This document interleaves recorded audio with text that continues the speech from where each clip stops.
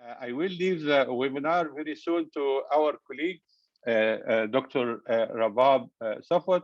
Dr. Rabab Safwat is, I'm so honored to have her tonight. I'm so proud of her. She is my colleague from Alexandria. I'm so proud of that, and Alexandria is my Hello. university. She's graduated from Alexandria University, and she earned her medical doctorate degree, and she is one of the excellent experienced anesthesia in intensive care medicine. Dr. Rabab Safwat Ibrahim is the moderator of tonight. I have all the floor for you. Thank you so much. Thank you very much, Dr. Mahdi. Good evening, everyone. On behalf of the Educational Board Mega Online Anesthesiology course, I would like to welcome the speakers, moderators, and attendees tonight to this creative and prestigious continuous opportunity to deliver not only an update in the field of anesthesiology, critical care medicine, and pain, but also to gather unique speakers from all over the globe. Thank you very much, Dr. Mahdi and the team for all the effort behind this distinguished course. It's always a pleasure for me to join you. Tonight, we have a very interesting topics presented by our outstanding speakers. We've got Dr. John Doyle and Dr. Shamil Sinha. Starting with Dr. John Doyle, he is a professor of anesthesiology, Cleveland Clinic, Case Western Reserve University, USA. Dr. Doyle received his MD degree in 1982 and his PhD degree in Biomedical Engineering in 1986, both from University of Toronto. He received his Canadian Board certification in Anesthesia, FRCPC 1986, and his American certification in 1989. Dr. Doyle has got a long-standing interest in ENT anesthesia and difficult airway management. Tonight, he is going to shed some light on the quest for safer opioids. Dr. Doyle, the floor is yours. Thank you. Thank you so much for that generous introduction. And let's make sure that we can get our slides working okay. Our goal today is to explore the quest for opioid analgesia that is free of side effects. That is a goal that many people have been looking forward to, and I'm going to talk about how we're getting there. So I'm going to begin with some historical notes, distinguish between opioids and opiates, look at the types of opioids that are available and their side effects, special emphasis, of course, on opioid-induced respiratory depression, talk about the World Health Organization pain management ladder, and then we'll move over to some molecular pharmacology aspects, the targets for drug binding, the types of opioid receptors, and taking a look at some new developments, beta-arrestins in a process of cell signaling, and how this has resulted in some novel approaches to drugs, and particularly the concept of biased opioids. And we'll take a look at some of the various drugs that have now become on the market, and here we go. So the effects of opioids have been known for some time, first described by the Sumerians some 6,000 years ago. The euphoric and analgesic properties of the seed pod exudate of Papaver sonifera have been described as far back as Homer's famous Odyssey, and well-known physicians at the time of Hippocrates, the father of modern medicine, which is around 460 BCE. But since the time of the earliest Common Era in Pliny the Elder, it's been also known that opioids can produce life-threatening respiratory depression, which of course limits their utility and their safety to this day. Here is a comment from Homer's Odyssey, 9th century BC. She, referring to Zeus's daughter Helen, cast a drug into the wine, of which they drank to lull all pain and anger and bring forgetfulness of every sorrow. So one of the first stories involving the clinical use and the pharmacologic use of opium. Since that time, there have been a variety of opium products that have come to the market in the last few hundred years, and some of them are particularly interesting. Here is, for example, laudanum. It's an opium tincture, sometimes sweetened with sugar, and it contains the equivalent of 10 milligrams of morphine per milliliter, and it's frequently dissolved in alcohol, in this case, 40% alcohol. So that was a common treatment before the invention of the hypodermic needle, and of course, the development of the hypodermic needle changed everything. One of the consequences of opium being readily available was a number of opium addicts. And here you can see an opium den where a number of Chinese individuals are spending their time in an opium den just smoking opium. And of course, that is a big social problem. And that social problem was recognized by the Chinese emperor at the time. And the Chinese emperor banned opium in China due to its harmful effects on Chinese citizens and the Chinese culture. But the British were selling opium to the Chinese, and it was a very good commercial trade. And they were hoping that this would balance Britain's huge trade deficit with China. And so the fight between China and the United Kingdom and Britain led to what are called the Opium Wars, 2 wars fought between the mid-1800s. They were the climax of this dispute because the Opium Wars and the unequal treaties signed afterwards led in part to the downfall of the Chinese Empire, as many countries followed Britain and forced more treaties to increase trade with China. So here is an illustration of one of the early battles, a battle scene from the first Chinese Opium War, 1839 to 1842. The date 1842 is very important in the history of anesthesia because that was when Crawford Long in the United States first used ether anesthesia. And then 4 years later, 1846, it was publicly demonstrated in Boston. And that was the evolution of ether anesthesia. As you can see, it was preceded by a good understanding of how opium can be valuable. This is a good point to distinguish between opioids and opiates. Opiates come from the opium poppy, while opioids include opioids as well as synthetic and semi-synthetic drugs that bind to opioid receptors. So opiates are a subset of opioids. Opioids bind to the receptors, particularly the mu receptor. Opiates are natural products or derived from natural products, ultimately from the poppy. So there's a variety of opiate agonists or opioid agonists that you may be familiar with: morphine, pethidine, meperidine in the United States, hydrocodone, hydromorphine, heroin, methadone, and even some exotic ones like sufentanil, remifentanil, and carfentanil. Now, sufentanil, alfentanil, and remifentanil we all use clinically. Carfentanil is a particularly interesting drug because it is so potent. More about that in a while, but it's used primarily for animals. Why do we want to use opioids in our clinical practice? Well, they're particularly effective in treating severe pain. Orthopedic surgery, kidney stone pain comes to mind. It's very inexpensive. A typical ampule of morphine, 10 milligrams, costs under 25 cents, 4 for $1. It's effective in lower doses. We use it in conjunction with less effective analgesics like acetaminophen/paracetamol or nonsteroidal anti-inflammatory drugs. And it's remarkably non-toxic to liver and kidneys.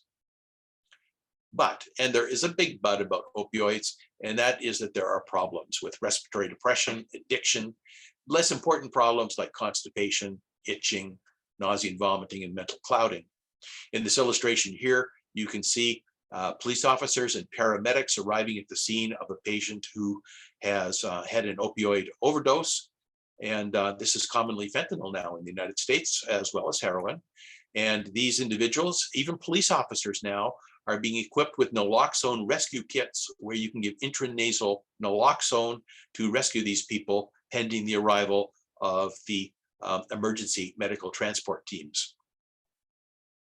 Now, just a little bit of heads up, this respiratory depression problem is mediated by the G protein activation of so-called GERT channels, G protein coupled inwardly rectifying potassium channels. And these inhibit neurons in the brainstem respiratory center. Knowing these pathways offers opportunities for producing new drugs which activate these pathways differently. And we'll have a chance to take a look at this. This is just an early explanation of what we're going to be talking about in a few minutes. Now, let's go on to the World Health Organization pain management ladder. They recommend that as the pain increases, we increase our therapy, starting for cases of mild pain with a non-opioid analgesic, and a commonly used one there would be paracetamol or acetaminophen in the United States. For mild to moderate pain, it's common that we would give a weak opioid by the oral route, sometimes in combination with another drug, for example, codeine plus paracetamol. But for severe pain, sometimes parenteral potent opioids are required. And an example of this would be morphine or fentanyl. And then for intractable pain, it may require special invasive pain management. We have pain management consultants who are able to provide these exotic treatments that are not commonly used for ordinary postoperative pain. So this is where the World Health Organization has come up with some recommendations, and other pain societies have come up with recommendations as well. Now, here's an example of one of the puzzles of pain that we need to sort out. This is an article from 1981, Congenital Absence of Pain. A 16-year-old boy had congenital absence of pain, but no impairment to other sensory modalities. Touch, for example, vibration, all these sensors were normal. The threshold and latency of electrically elicited corneal reflexes and cortical potentials evoked by tooth pulp stimulation were normal. CSF opioid activity was raised. Naloxone failed to reverse the analgesia. And so the question is, what's going on with this patient who's got congenital indifference to pain? Well, the questions are, what is the underlying genetic mutation? What protein is not correctly produced as a result of this genetic mutation? And how is this protein involved in the transduction of pain? It is scenarios such as this that provide vital clues to scientists who are trying to tackle the problem of pain, and scientists who are interested in coming up with new analgesic approaches. So any of you who are just starting out in your clinical careers, here's an interesting research question you may want to spend some time thinking about.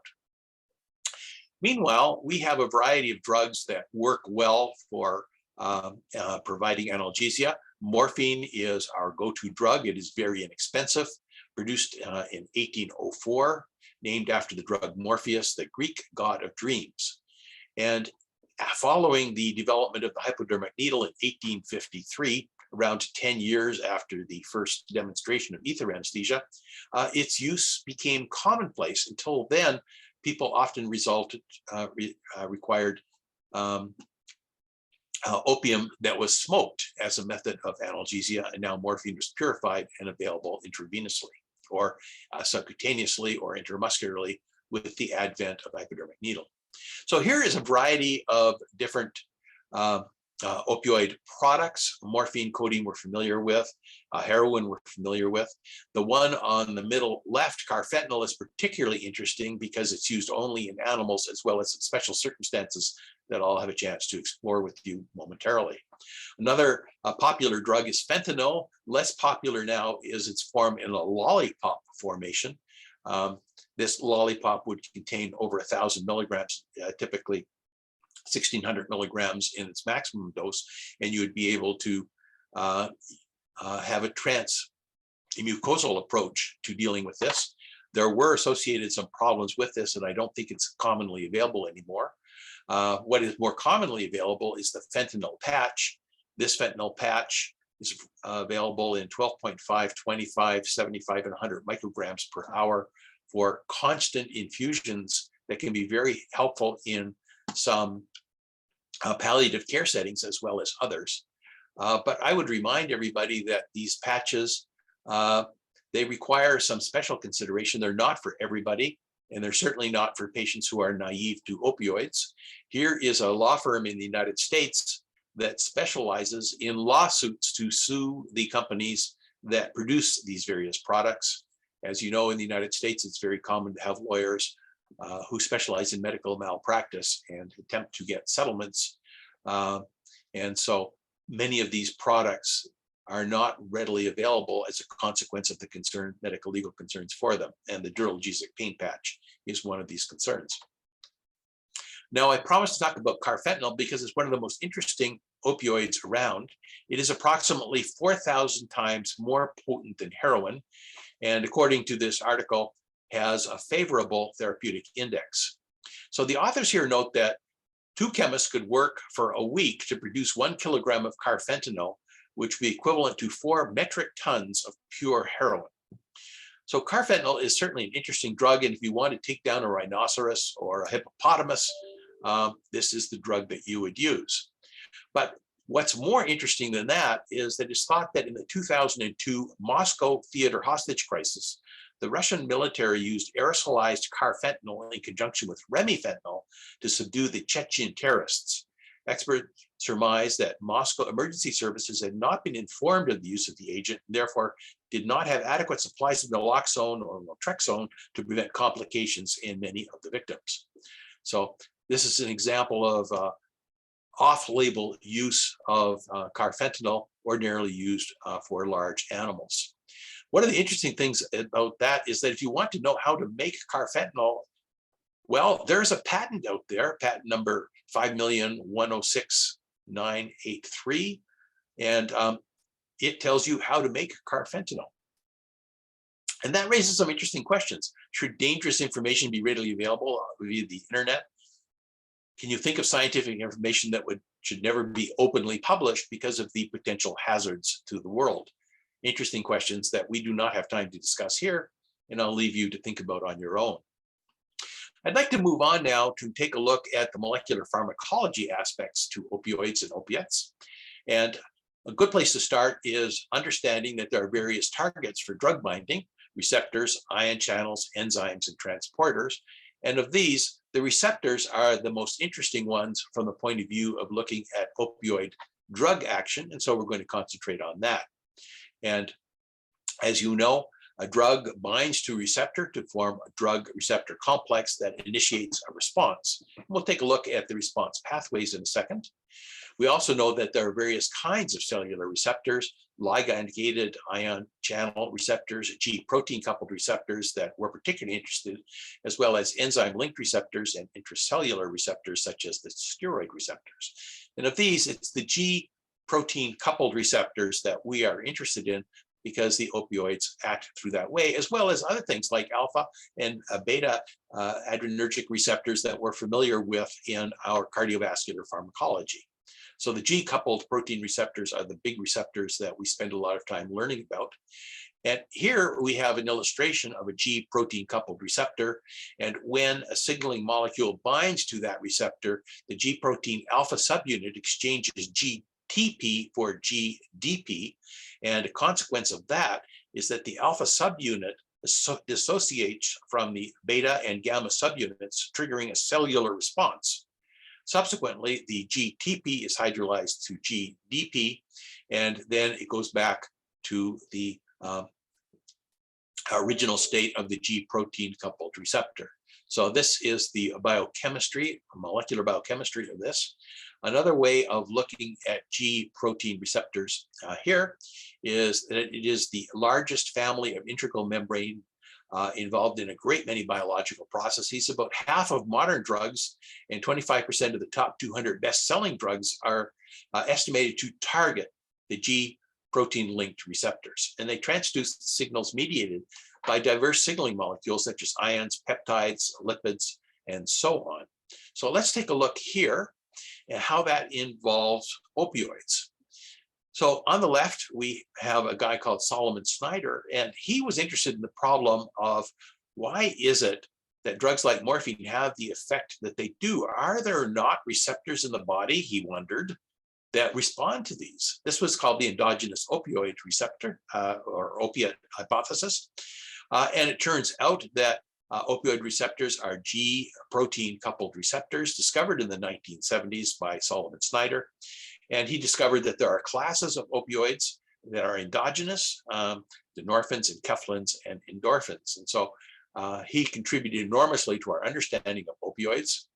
And here is a map of the brain showing the concentration of mu receptors in the brain.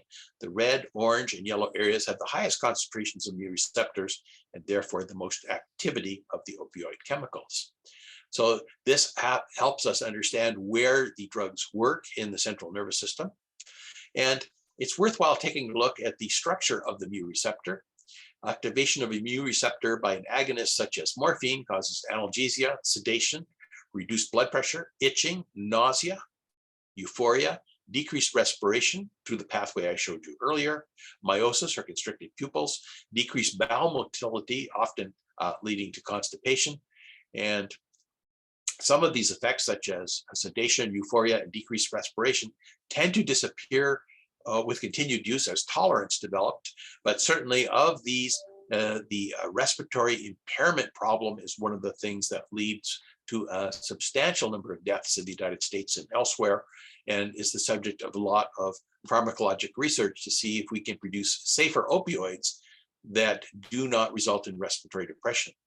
So here's the molecular schematic for the mu opioid receptor or opioid receptor. And you can see it passes from extracellular to intracellular and out again 7 times. And the opioid receptor, as we mentioned, belongs to the G protein coupled receptor family.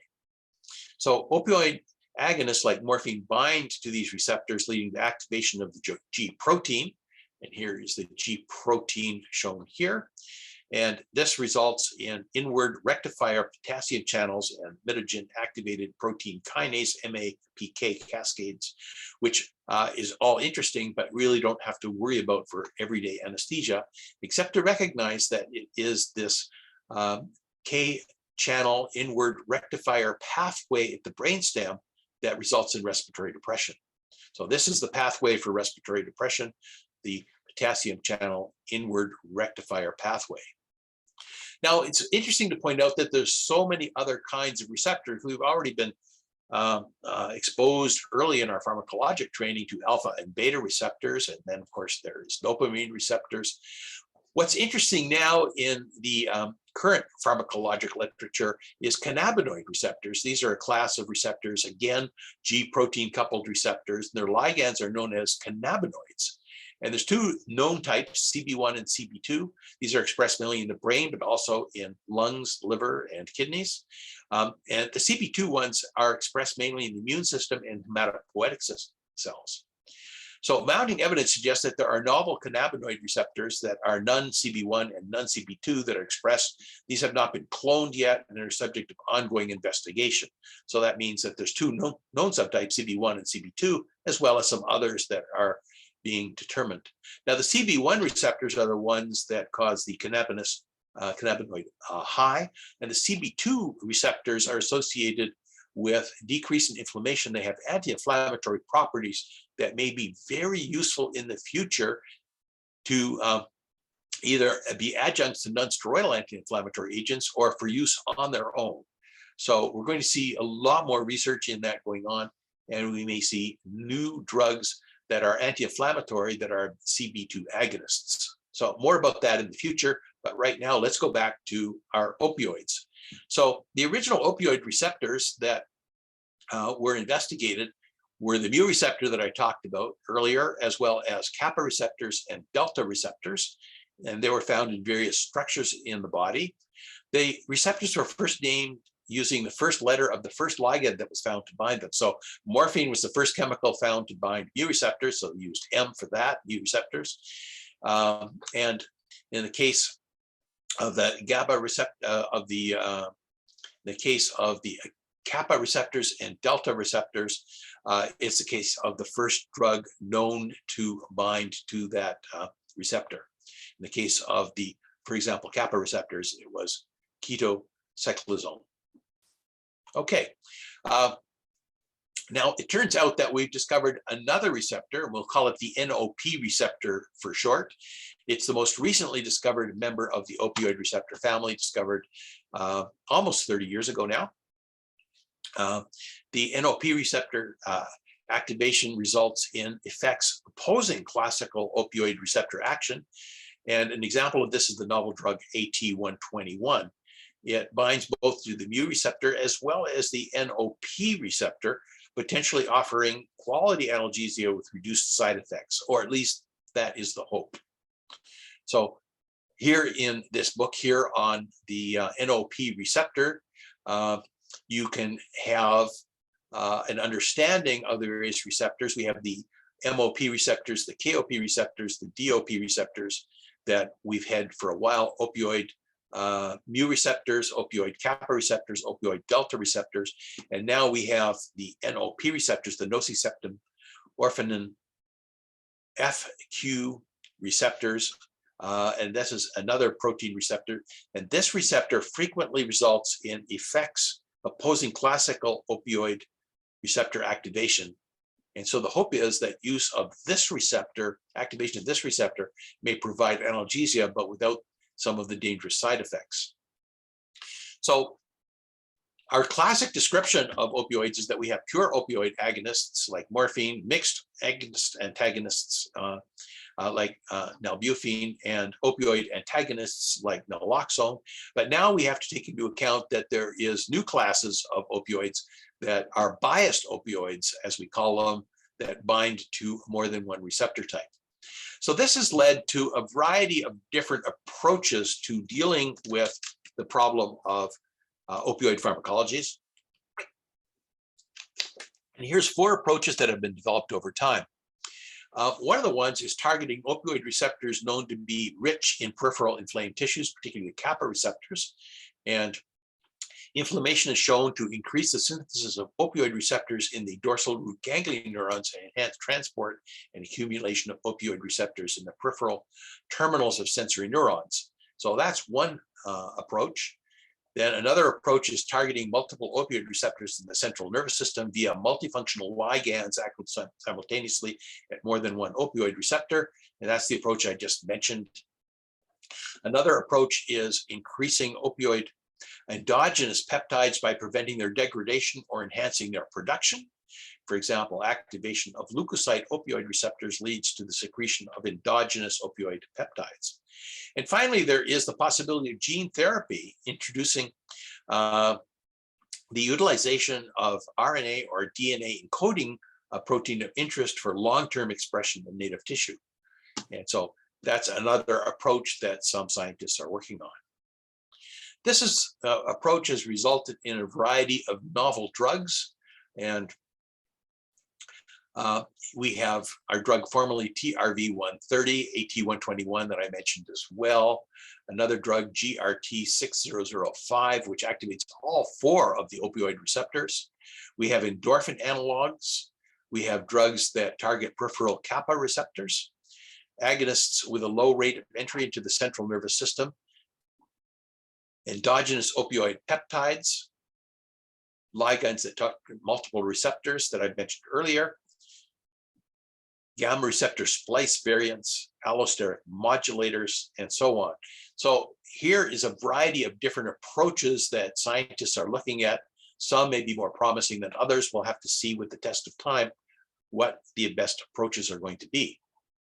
So based on this, we kind of have to revise our kinds of opioids for starting off with our initial classification of pure opioid agonists, mixed agonist antagonists, and opioid antagonists like naloxone, to add biased opioids, of which there will be a variety that we are going to take a look at in the future as investigations show which ones show the most promise. Biased opioids have what we call functional selectivity. They refer to agonists that preferentially activate one signaling pathway over another. So on the left, you can see that you have a G protein biased agonist that activates primarily at the G protein site. And on the right, you can see a beta-arrestin biased agonist that operates primarily at the beta-arrestin pathway. And so why is this important? Well, here is a study with knockout mice, a mouse whose DNA has been modified so it does not express a particular protein. And so beta-arrestin 2, that pathway was studied using mu receptor function using beta-arrestin 2 knockout mice. In these mice, morphine provides more efficacious and prolonged analgesia in heat pain tests and decreased constipation and respiratory depression in beta-arrestin 2 knockout mice compared to wild type mice, the regular mice that you might see eating your food. Okay, so we know now that many of the undesirable side effects of opioids occur via this newly discovered, identified beta-arrestin 2 pathway. The side effects tend to come from there. Morphine activates the G protein pathway for analgesia, as well as the beta-arrestin 2 pathway for side effects. And if we could reduce the activation of the beta-arrestin 2 pathway, we might be able to reduce side effects. So the idea here is that while morphine has beta-arrestin 2 side effects, if we're able to get a drug which operates on the mu receptor by binding primarily to the G protein, but not to the beta-arrestin 2 pathway, then we would likely be able to reduce the side effects associated with this, particularly the respiratory depression concerns that we have with so many opioids. So one of these drugs, the first G protein biased mu receptor, it was formerly known as GRB130. Oliceridine is its new name, and its reduced reduction of the beta-arrestin pathway makes it a drug that may be useful. It's actually been tested clinically in patients going get a bunionectomy and produce greater postoperative pain than morphine, but similar side effects of nausea, vomiting, and dizziness. In another study where it was used in abdominoplasty, it reported similar rescue analgesic use and pain reduction, but with fewer side effects and experiencing nausea and vomiting. So this is a drug now available in the United States, and as various studies are carried out, we'll find out where it fits into our choice of analgesics. Other drugs that are people taking a look at, the AT121 binds to the mu receptor as well as the NOR receptor. It has partial agonist activity at both these receptors, and studies in non-human primates did not induce side effects commonly associated with opioids, such as respiratory depression, abuse potential, opioid-induced hyperalgesia, and physical dependence. So of interest, this drug was developed using receptor structure guided drug design and rational structure activity relationship exploration, which basically means that they use computer modeling to sort out what is going on. And the advanced computer modeling methods, where they model the receptor and they model the various possible drug agonists and look at how they interact in a computer program, is one approach that is more commonly used in drug development. Here's another drug, GRT 6005. It activates all 4 kinds of opioids, and it may be useful with chronic neuropathic pain, and it's been suggested it might be useful in the treatment of drug addiction with cocaine. But on the other hand, as an agonist of the kappa opioid receptor, it may produce adverse psychomimetic effects, at least in high doses, and that may limit its clinical use. But we simply have to find out once we use it on larger test populations. Another drug, ZH853, tolerance and hyperalgesia may be resulting from opioid-reduced neuroinflammation. And so the question is, can we develop an opioid agonist that lacks the pro-inflammatory and pro-nociceptive effects of morphine? And it is an endomorphin analog that seems to work well in rat studies, providing superior analgesia. So hopefully these trials will be carried out in human studies that will produce similar results.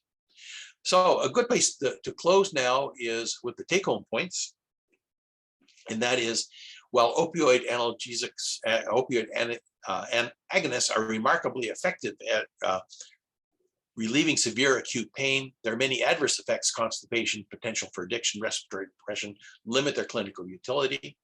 Recent research has shown that the main analgesic effects of opioids depends on the morphine receptor, the mu receptor and G protein signaling pathway, whereas many of the undesirable opioid side effects occurred via the newly identified beta-arrestin 2 pathway that's the subject of ongoing investigation. So scientists are working on the goal of developing opioid agonists that are biased towards activating the G protein pathway over the beta-arrestin 2 pathway. One of these drugs I've already mentioned, GRB130, oliceridine, is approved in the Food and Drug Administration of the United States in 2020, but it has not yet been shown to be free of side effects. And another promising approach involves synthesizing opioid agonists that bind to more than one opioid receptor, called opioid receptor co-activation. So these are the various approaches that people are doing. And that brings us to the end of the presentation. And I want to thank everybody for the opportunity to present.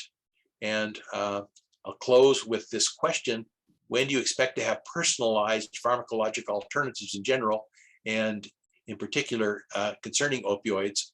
And the answer is probably going to be our grandchildren, who will be the people experiencing these drugs coming to launch. It could be a while, but as you know, everything is moving along very nicely. So I'm going to stop the presentation now, and I will stop sharing, and I will pass everything back to our moderators. Thank you very much. Thank you very much, Professor Doyle. That was very informative. To Dr. Doyle with the question from Dr. Manna. So the question that's raised is one that circulates around and repeats every few years. Why the concern about using opioids in clinically appropriate circumstances? And the question is, well, what is a clinically appropriate circumstance? What happened in the United States was that there was, in the 80s and 90s, a movement afoot to make sure that our patients were free of pain, and we developed pain scores and saying that the pain was the fifth vital sign, and our quality of care was adjudicated by way of how well we managed our pain. What happened is that there was a rush of opioid use that subsequently resulted in opioids being used more frequently than was necessary for orthopedic and other kinds of complications or problems. And as a result, a number of people got addicted because they were used for prolonged periods of time. Some patients would go doctor shopping to find out which doctors would be more generous in making sure that opioids were available. And this resulted in the establishment of a number of so-called pill mills, where you could go to a particular place and they would be more likely to write you a prescription for large amounts of opioids for long periods of time. The result was a substantial number of people that died unnecessarily, either because they were on it themselves or because they got them from the medicine cabinet from their parents, for example. And in response to the number of deaths that occurred, a number of things happened. Number one, a careful review of what's really necessary, and the World Health Organization pain ladder is an example of an approach you can take where you can use strong opioids only when really necessary. The second thing is that in the United States, the distribution of naloxone to family members and librarians and police officers became commonplace in parts of the United States where opioid addiction was a big problem, so that they were able to rescue people. So there is now an ongoing controversy about, are we trying to avoid opioids enough, or are we trying too hard to avoid opioids, so that some patients who are chronically on opioids but with a good clinical response may find it difficult to get additional medication if their doctor, for example, retires. What has happened in some places is that the family doctors dealing with opioids have washed their hands of this because of the complexities involved, and have gone to send their patients to pain clinics. And in academic centers, this is excellent. The challenge is making sure that these pain clinics do a good job of documentation. The final piece of advice I would have for anyone who deals with chronic pain and deals in opioids is make sure that your documentation is superb. Because in the United States, when the regulators come to review your charting, if your charting is poor, you will not do well compared to a case where you have documented everything appropriately, you've met all the regulatory standards, and you've met the needs of the patient. So this is an ongoing saga, and you're going to be reading about it for years to come. Yes, but Prof, sure, we can use opioid post-operatively in acute cases and intractable pain, and in this is very level of pain, agonizing pain. Sometimes patient is coming after, for example, case of scoliosis and his back is opened and needs for pain relief. No harm to use the morphine. You are absolutely right. You are Yes. absolutely right. In this particular setting with severe acute postoperative pain, opioids are your friend, and you have a lot to choose from. And for many of us, fentanyl is the drug that we give right up front, but there's many other choices available. And for some people who have chronic pain conditions, we will put them on, for example, a fentanyl patch. A lot of variation what can be done. The key thing is to make sure that you are titrating this, that you are documenting what you are doing, and that you are not getting in any list of people that overprescribe. So what I'm saying, when indicated and strong indicated, no harm for use of morphine, right? That would be correct. It's Thank the people who are on it for a long time that's the problem, not in the patients in recovery room, not at all. Yes, thank you so much. Thank you very much, Professor Doyle. I think now it's time to say goodbye. Thank you very much, our eminent speakers, for sharing your experience with us tonight. Thank you very much, everyone, for joining us tonight, and hope you enjoy the rest of your evening, and see you next time.